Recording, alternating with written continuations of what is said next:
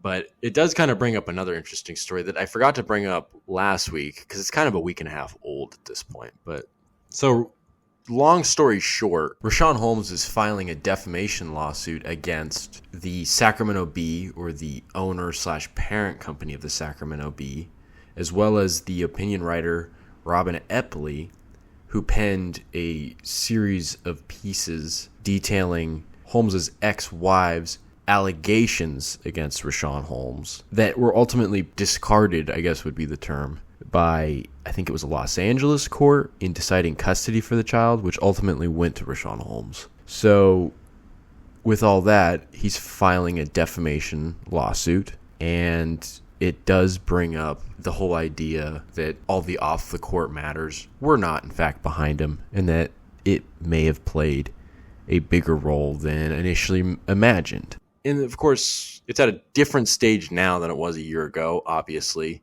But if you remember back in early January, Richaun Holmes had a spot start for Domantas Sabonis, got a double-double, played quite well.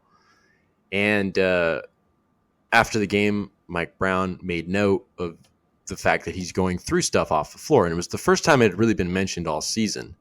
During training camp, Richaun Holmes was asked about all the off-the-floor matters. He said it was behind him and that he's ready for a new season. That was always kind of dubious. I mean, like, that doesn't just go away. Of course, it was always going to affect him in some manner. But it didn't ever really seem like throughout the whole season that was too big of an option behind his struggles. It seemed like there were definitely factors such as, like, role and comfort coming off the bench, things like that. And you also have to factor in the fact that there were rumors that the Kings were trying to move him ahead of the season, and that they were obviously shopping him throughout this season. It just never really came up. But with this whole lawsuit of that came up a week and a half ago, it definitely calls that into question. And I don't really know if this is like opening up an opportunity for Richaun Holmes to be that backup five for the Kings, because I think given his contract, given the whole situation and his fit, I think the Kings would much rather move him. But even in that sense, I feel like this whole, kind of how everything has transpired, we ask about whether or not Richaun Holmes has value around the league, and it seemed like he did because guys were trying to get him to be a buyout candidate, which would have served the Kings no benefits. But it did show that people had interest in him. And I feel like this is just another compounding factor that lends hope to the idea that the Kings can move him this offseason. Yeah, I mean, it can for sure.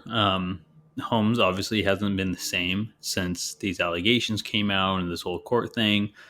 I don't know. I don't know how to feel about it. Like, maybe teams will take this into consideration, but at the same time, he's still he's unplayable still. If I'm a GM or an owner or whatever, and I'm looking at this situation, and maybe I need a center, and again, I don't want to get into like contract value, all this stuff, but just kind of like hypothetically speaking, if I'm looking at that situation, there's all these factors. There's reason why he kind of had a lost season.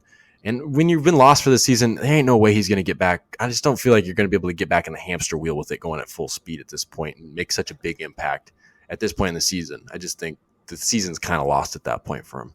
But you give him change of scenery, you give him something like that. I mean, like, that's what I mean. Like, don't you think owners see that and kind of like definitely go along that line of thinking? There's probably more openness. Like, that's something to get, like, GMs will put that into consideration, right? But it's more than that. It's also a lost season on a guy who's getting paid starter money. Like, if he's a backup and he's making $5 million a year, I mean, it's a little different. It's like you bring this guy in, he should be starting for your team at his contract. Yeah. Rate. So I think that's where it gets kind of tricky. That's why I was like, just leave out the contract aspect, because that is the big roadblock. It's like, ugh.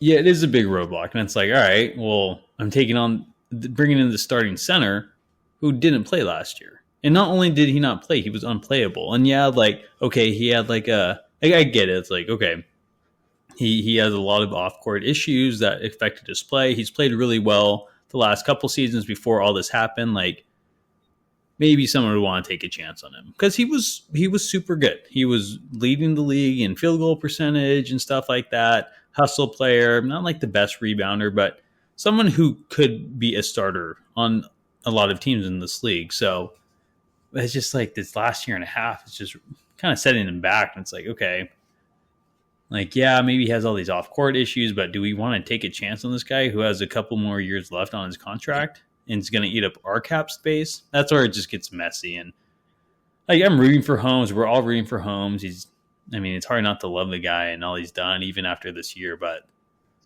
it's just, for me, it's getting less and less likely. Yeah, I think that's all fair. I mean, it all lends itself to it's like, oh yeah, I mean, it ups the chances of his impact, but it does not change the fact that no matter what that hope is, I don't think a lot of people want it at that price. Yeah, and I just don't think it'll change until he can show that he can play on the floor and not be a liability. And until that, regardless of what's going on, he's not going to get traded. Unless like it's like a real dump off package and then King like, give something away to take Holmes' contract. So that's really the only way I see Holmes being traded, whether for a dump off or he actually finally shows that he can still be an NBA level starter. Yeah. I mean, I feel like it's just the money at that point. Because, in a way, he has kind of shown that he can still kind of play as a starter. If we're talking about that Laker game. That Lakers game, yeah. And it's all about how much value do you really put into, like, what a change of scenery would do for him? Like, does he all of a sudden become a center worth $11 million? That is kind of a tough bet to hedge.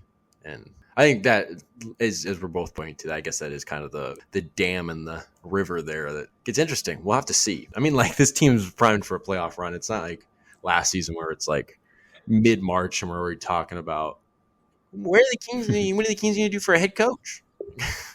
Yeah. Exactly. So there's a lot of things before anything like that, like before free agencies type stuff starts coming up. But I forgot to mention it last week, so I thought it was at least interesting bringing it up, especially with the fact that I wanted to bring up Metu. But yeah,